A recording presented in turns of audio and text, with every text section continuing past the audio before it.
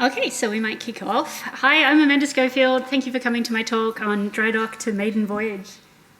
I've been in the industry about 18 years. The majority of that time, and the pertinent for this talk is I spent about 10 years of that on The Sims Freeplay, which is a mobile free-to-play version of The Sims.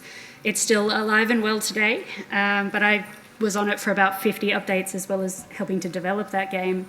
Then went and founded a studio where our first title was Wylde Flowers. I won't go into that too much because you'll be hearing about it. The studio itself was founded by myself and Alex Holkner. We're fully remote and international. We work from the west coast of Australia through to the east coast of the Americas. We're currently 18 people working on something new, having finished up Wylde Flowers' updates. So we formed in 2019, as I said, and Wylde Flowers was our first game. It came out in 2022. Wylde Flowers is a farming witchy life sim. I guess that's kind of all you need to know about it for now. It's quite cozy and cute. But it was, for a first studio, for a first game, wildly successful from a commercial and critical standpoint. It's funded the studio through to the foreseeable future. So today I thought, having wrapped up Wylde Flowers and finished all the updates, it might be interesting to look back on why we think that Wylde Flowers was successful when so many other teams have struggled. And so this talk is about the three things that we think we did that were a bit odd, or we could have gone in lots of different directions, that fundamentally changed the direction of the studio. The first is about taking advice. So when we set up the studio, we had some goals for what we were going to do with the first game. The first thing is we're tech people, so we really wanted to build a new tech toolkit so we could build games for the future and learn Unity. We'd never developed a game for PC and console before, so we wanted to own that end-to-end so we could learn as much as we could on a low-risk project before we went into a big game. We also wanted to self-fund, just to kind of like take out a few of the variables on getting us off the ground. And because we felt like we needed to learn from the first experience, we sort of had enough budget where if we were super careful, we could ship 2 games on that budget and learn from the first one to make the second one. Much better chance that the studio was going to get off the ground. And having spent 10 years in the mobile life simulation space, we really wanted to learn from what we'd done in the past to see if we could target some parts of the market where we thought there might be things missing. So we built our first little game. It's absolutely programmer art at this point. So this is Project Mayflower, which eventually became Wylde Flowers. And although it doesn't look like much, the gameplay under the hood was really starting to show promise and felt like a really good experience to us. What didn't feel like a good experience is what was going on with the rest of the industry in April 2019.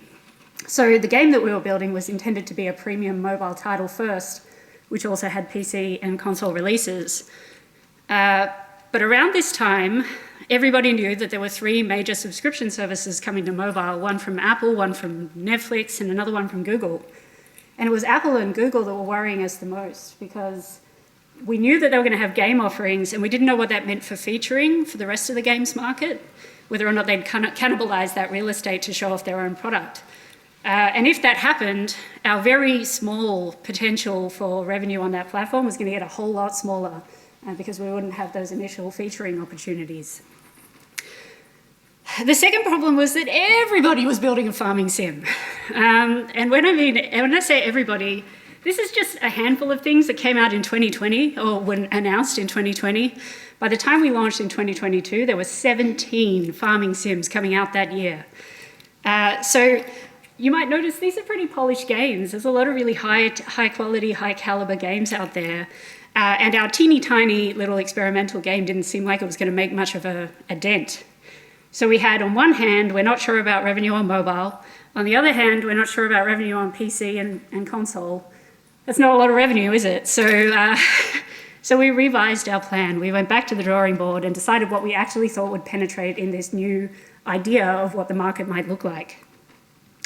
So instead of a simple 3D game, we would build a complex 3D game, which was also beautiful. Instead of a team of 3 with a handful of contractors who would help us out with the things that we didn't know, a team of 20, which is more like what we were used to from back in EA.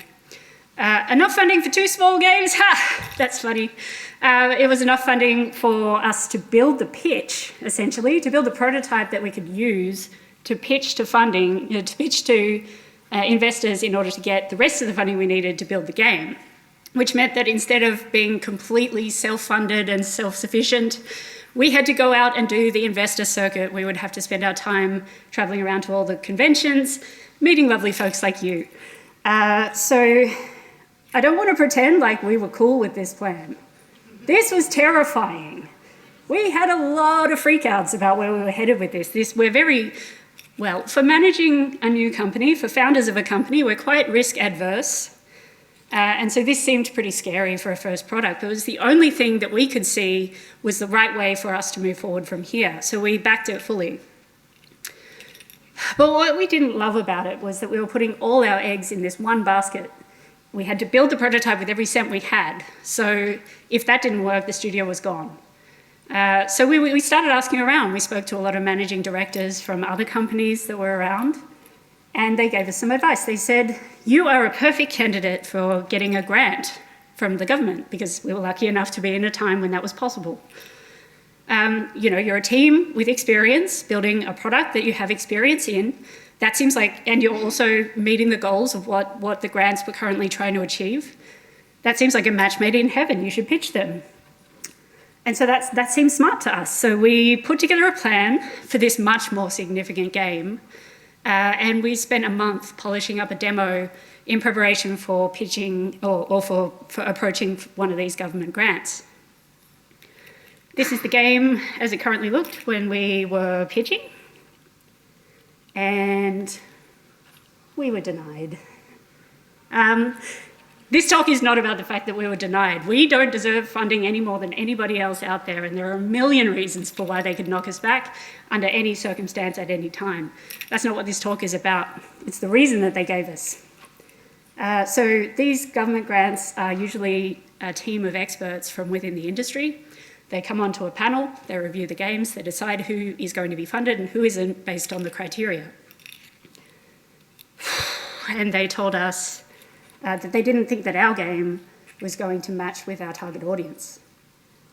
So that shook us to our core, because this is a room full of experts who have said, we don't believe what you're doing is the right thing to do. So that put us in a really awkward place. Is it that we don't understand the game? Have we been, you know, is our baby ugly and we haven't noticed?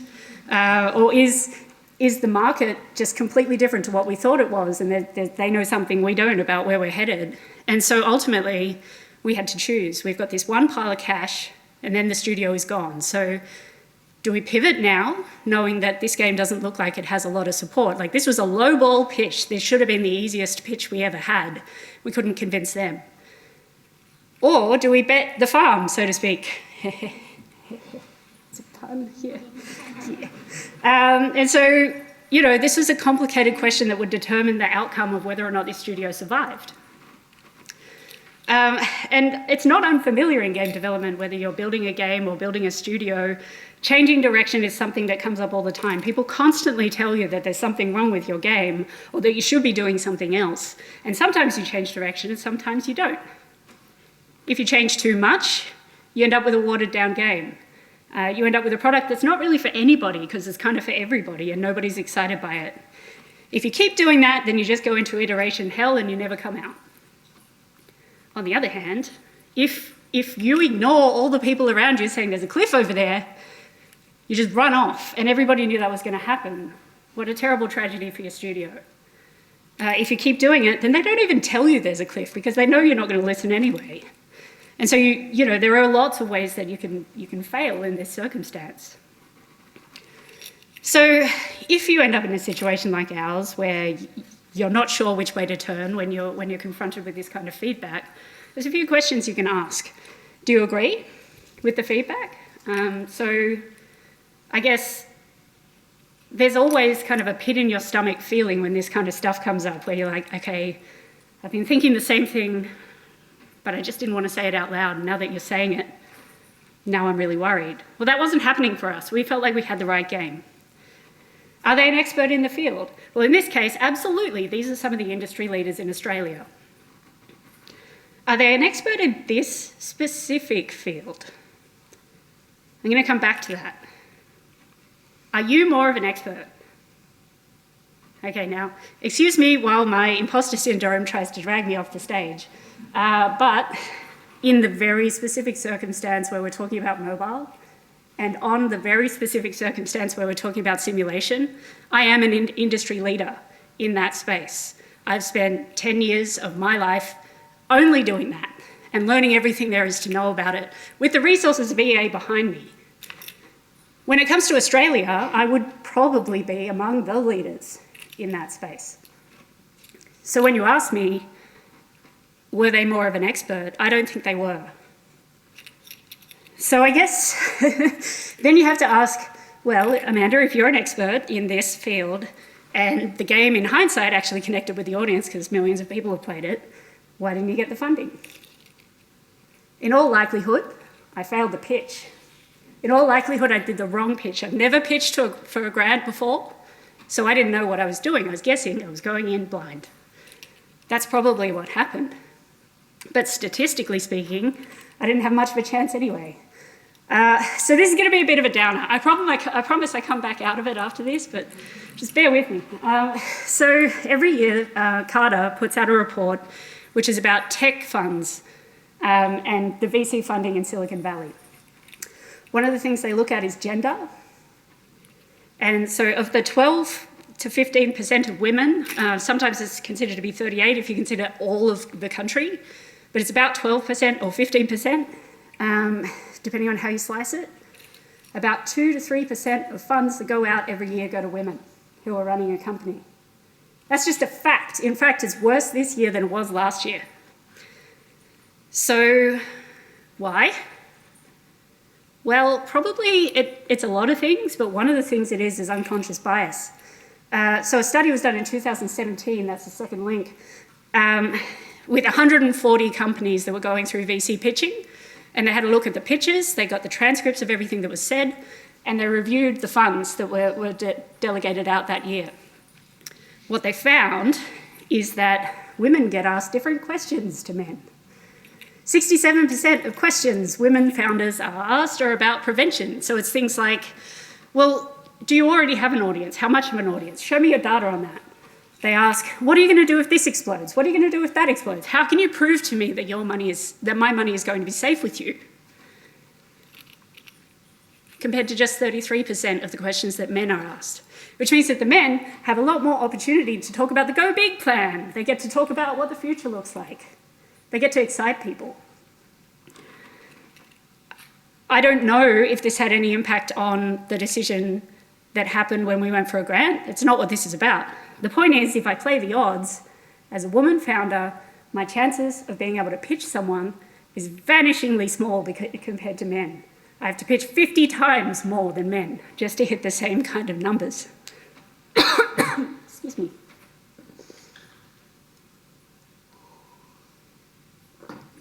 So I didn't like those odds. That didn't seem like a good plan, so once again we changed the plan a bit. Oh yeah, that's the other thing is for every question you get asked which is about prevention, you lose $3.8 million from your investment round. So that's pretty rough odds anyway. So we changed our plan. The first thing we did was we backed ourselves. We put all our chips on this game. We had every reason to believe we were building the right product.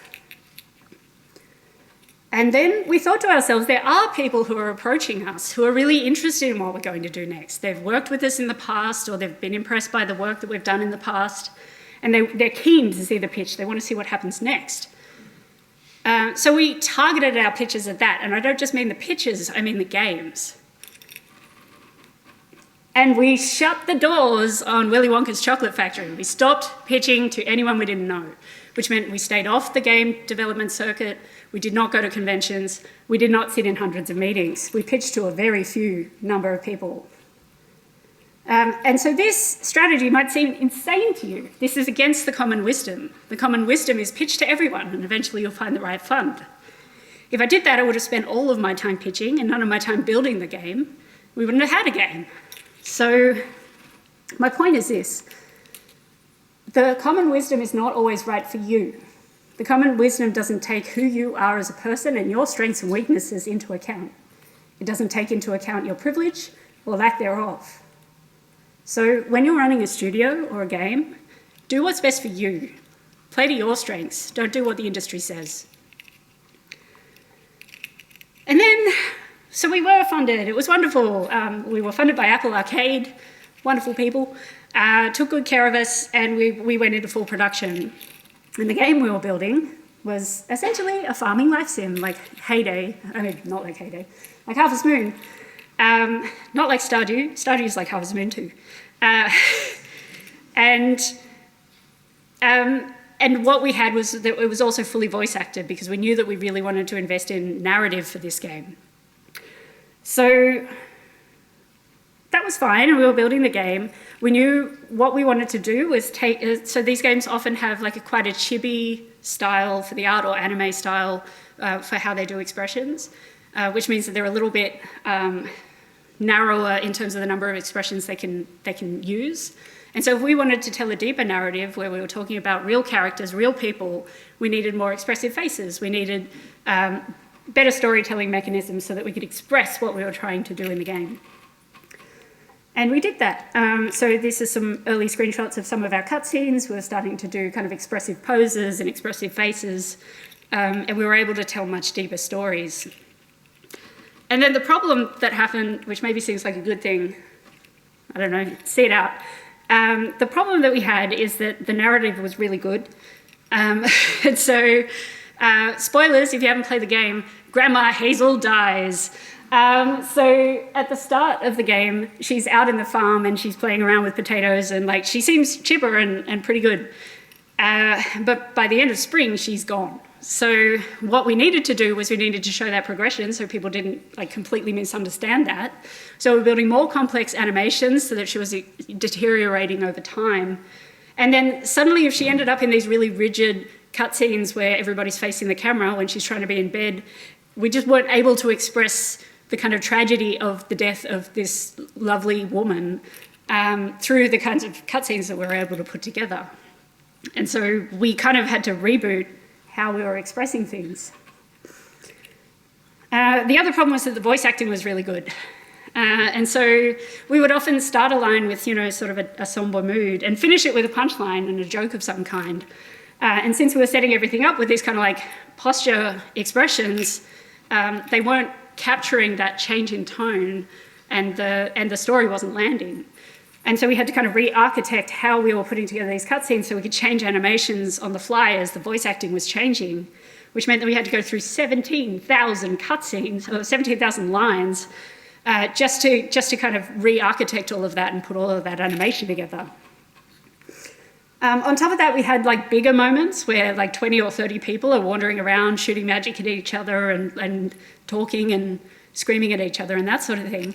And so the timeline editor wasn't cutting it in Unity, so we got to rip that out and had to replace that with something else, and then re-author 384 cutscenes, or about 18 hours. So the end result was good. So the image on the left is what we started with, and the image on the right is what we shipped. We were much more able to express the tone. I love that I'm just showing you this dead woman. I'm sorry about that. It's not about that. I said the tone was going to pick up, and it didn't.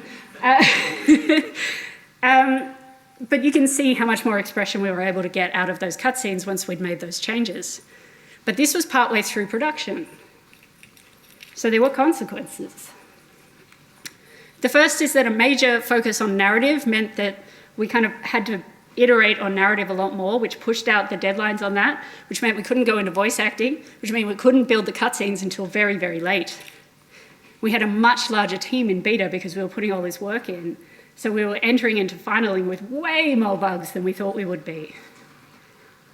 And we personally, Alex and I, had to spend our holiday season while everyone else was at home building 300 cutscenes because that's when the data came in. And we were trying to stop the team from having a crunch, so that's what we did. But the other consequence is 30% of people who pick up Wylde Flowers see the end credits, even though it's a 40-hour game. Was this a good idea? I don't know. It had consequences. It was great for the game. It's probably why the studio survived. We're a game about narrative. The narrative was stronger as a result. If we didn't do it, we probably wouldn't be here. But there were definitely consequences to the team and to us in particular. So back to my perils of changing direction conversation, this time mid-development edition. I think you're all pretty familiar with these kinds of conversations as they come up. If you do always change direction mid-production, you overblow your scope, you end up with a very buggy game. Sometimes you don't even bring it out because you're in iteration. On the other hand, you might miss the opportunity that's the difference between success or failure for your game. Or even worse, there might be 100 warning signs that you're ignoring because your production schedule can't take it and you build the wrong game. So this is the sort of thing you grapple with all the time. I don't know what the right answer is. Our situation was specific to us and you see what we did about it. All you have to do is ask yourself, is this game strong enough without this change in direction? And if you have to do it, can your production schedule handle it? Because there's no point in launching with all these extra features if it's a buggy game.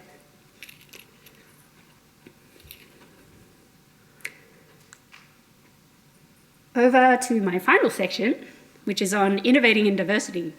I promise I'm not here to feed you your vegetables. If you've come to this talk, I think you care about trying to hire more diverse people into the market. It's a good thing for all of us. I assume that you've kind of tried to follow best practices and that you've learned about rubrics and unconscious bias and things like that. The situation we had is that we owned an end-to-end hiring process for the first time in our lives. And we thought, we're pretty good at moving the needle on percentage points because that's something you do in free-to-play all the time. Conversion, churn, these are the sorts of things that we put our mind to try and think of innovative solutions for how to move those numbers around. So why not hiring? So we broke hiring down into a bunch of different types of change that we could maybe look at. And we tried a few things. We're still trying new things. Every time we put out a job, we try something new. The first one of these is almost embarrassing to point out. What I'm trying to show you is the emoji. It seems simple. It is simple. This happened by accident. Our beautiful lead marketer, Victoria Kershaw, just branded the job ad the same way that she does everything that she posts about the studio. This is what our brand is, so this is what she did. And the response was amazing.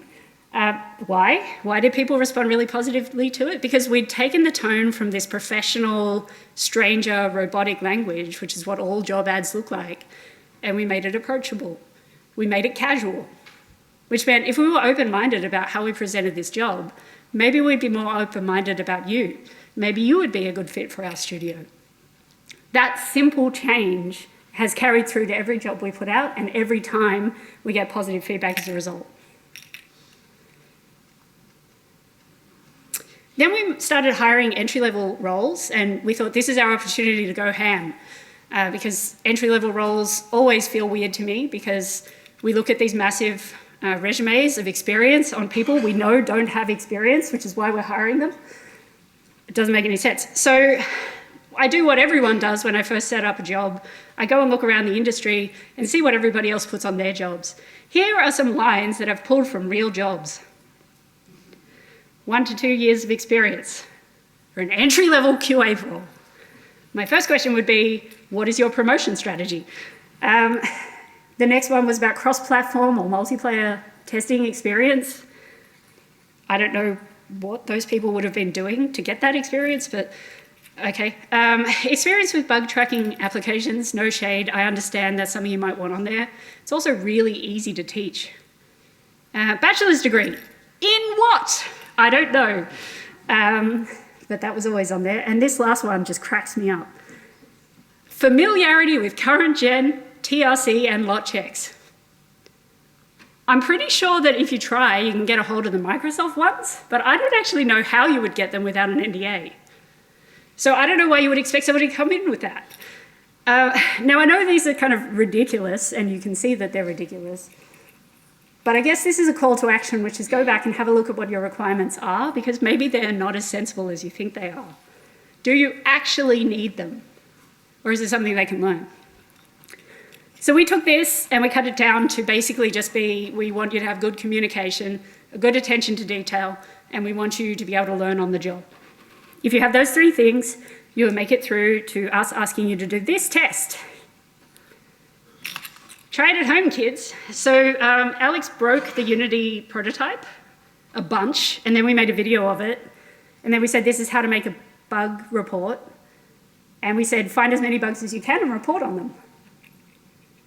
This is not useful to us. It's not exploitative labor. We can't take it back and use it. But it tells us a lot about whether or not you can do the job we're actually bringing you in to do. How many bugs have we found? No?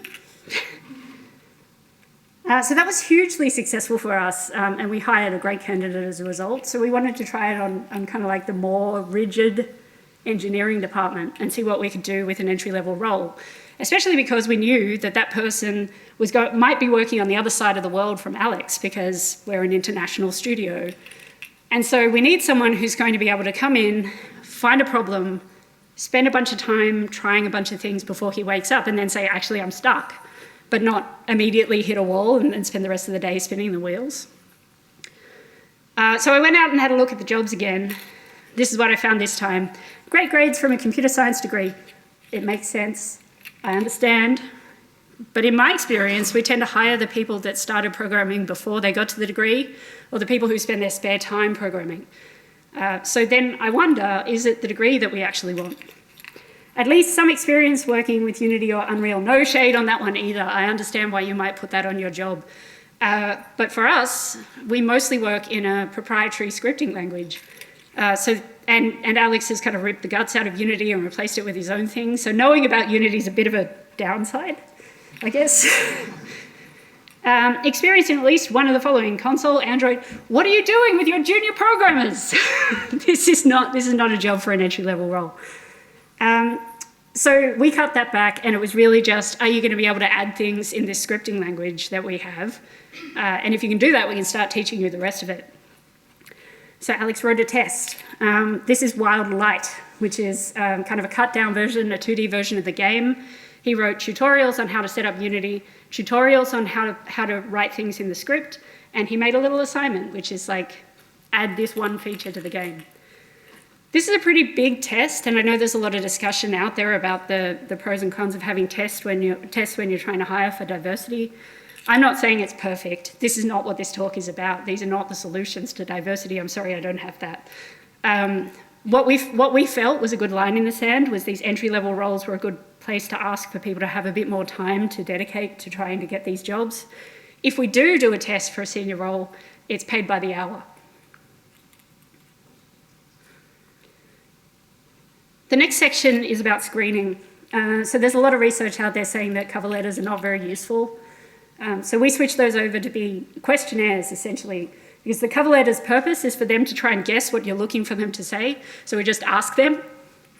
But the one that I wanted to call out in particular was this one. What about Studio Drydock and our games appeals to you? Which is incredibly self-aggrandizing, and it's fun to ask.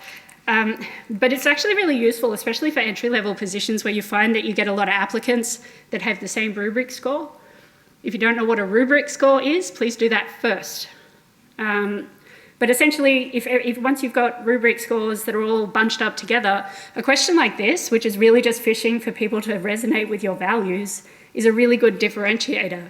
And especially when your values are about trying to bring more diverse games to the market, it's a really good way to hire diverse talent. I mean, it has a lot of benefits, not just that. Reading comprehension.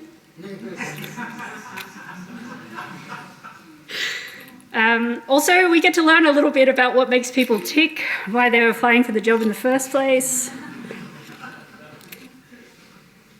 But ultimately, we heard a lot of things about whether or not if the game resonates with you, that's really good to know.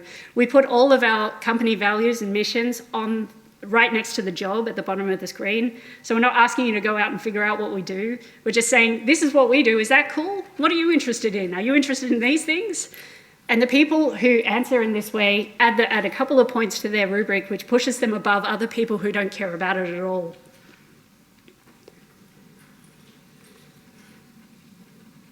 So I guess ultimately the question that you ask is, has it made any difference?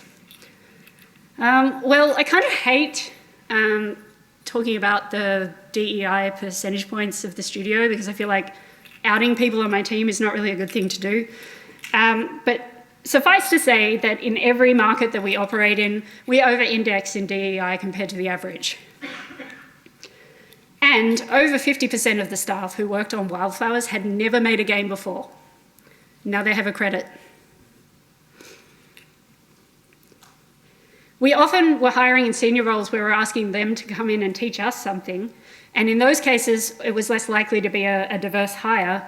Whenever that happened, we'd hire somebody who loved mentorship, and then we would pair them up with an entry-level person so that in the kind of theory that if we couldn't find it, maybe it's not out there and we should help bring some people into that part of the industry. And I personally have reviewed 1,500 applications this month.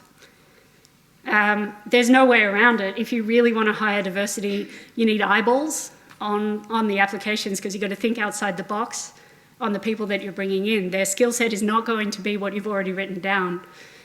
And so it's a huge chunk of my time, especially considering the number of jobs I have.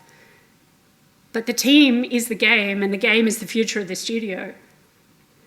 So I think it's probably the most valuable thing I can do with my time. So kind of bringing it all together, this is our journey. This is what we did. None of this is what I want for you. But I think that a lot of you might be going through similar things. And so I hope that by us sharing our journey and sharing our stresses and places where we could have gone in lots of different directions, you're starting to see some opportunities where we are learning the same thing at the same time, and we should have conversations about it. The first is taking advice. You're all beautiful snowflakes, and the advice is written for a standard that you may not be. So find a strategy that works for you, that works for your team, that works for what you're really good at, so that whenever you walk into one of those rooms, one of those pitch meetings especially, you're holding all the cards. Changing game identity. I guess ultimately what I'm saying with this point is opportunities come up all the time, and some teams jump on every single one of them. And that's bad. And some teams, no, sorry, our production schedule can't handle it. I think that might be bad too. There's something in the middle, which is you need to look out for the things that are going to make a difference. You're not going to know everything, no matter how long your pre-production period is. You're not going to know everything at the start. Some things are going to come up in the middle, and some of them are going to change the outcome. And finally, ultimately, if you're as upset as I am that the percentage points don't change year on year on year when we look at those reports, all I'm trying to say is there might be more you could do. If you've had the same kind of stats year on year, then maybe you should try something new. Change some part of your process and see if that makes a difference. And with that, I'll move into questions.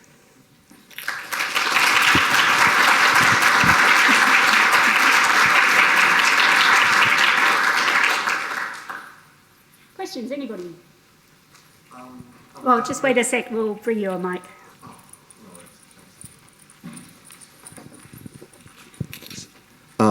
Hi.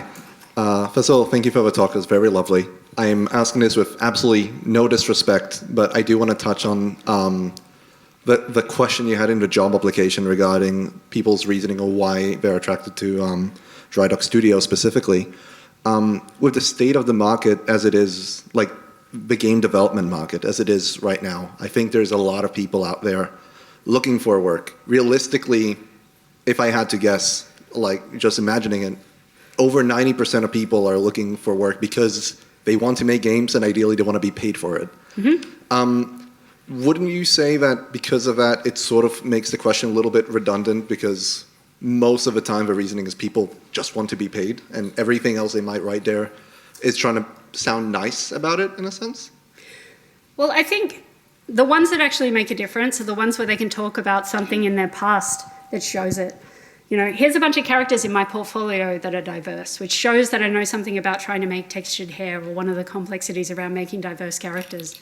If you're into mentorship, You know, I've always tried to reach out to people and make sure that there's something, you know, we're not just taking their word for it. People will tell us why something matters, why something that we're doing as a studio is important.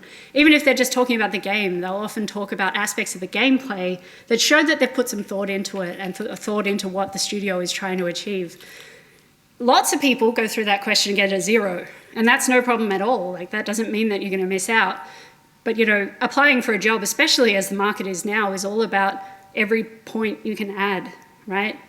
And so what we're trying to do is make sure that the people that bubble to the top are going to try and achieve the same goals that we are. Okay, thank you. Hi, so I wanted to ask, what is the best way, or like, where is the best place to find an entry-level game job? Yeah.